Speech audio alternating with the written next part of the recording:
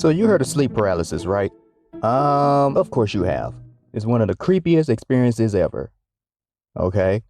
Like imagine waking up fully aware of your surroundings and you realize you can't move, then you see a strange, creepy smelling entity just standing there watching you. Don't you find that terrifying? No? Ugh. Wait, why am I in bed? And why my arm feels tingly? Why can I hardly breathe?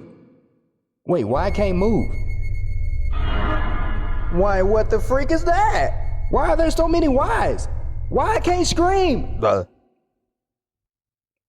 Terrified yet? Yeah.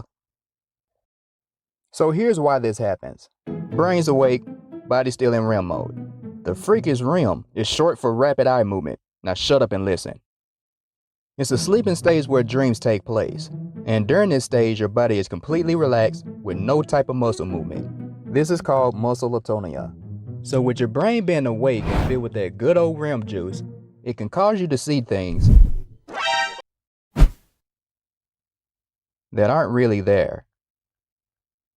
Now, there are many causes to sleep paralysis, including a jacked up sleeping schedule, stress, and a major drinking problem. I happen to be the one with the jacked up sleeping schedule with a hint of stress here and there.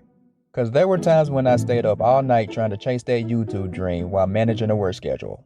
So I ended up having a sleep paralysis episode of my own. This is what I remember.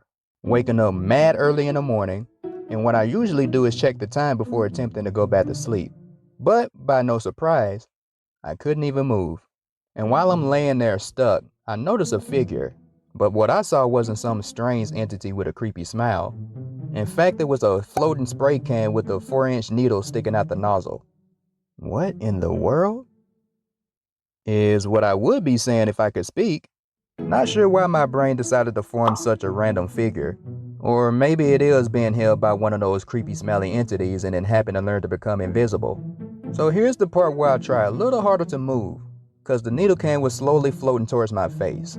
And it was making me very uncomfortable, cause I don't like needles. Unless it's a tattoo needle.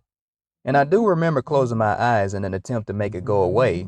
But by no surprise again, when I opened my eyes, it was a lot closer to my face.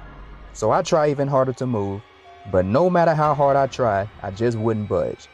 So I'm just laying there watching this needle can thing get closer and closer. And I internally started to lose my cool because a 4-inch needle was about to go through my face.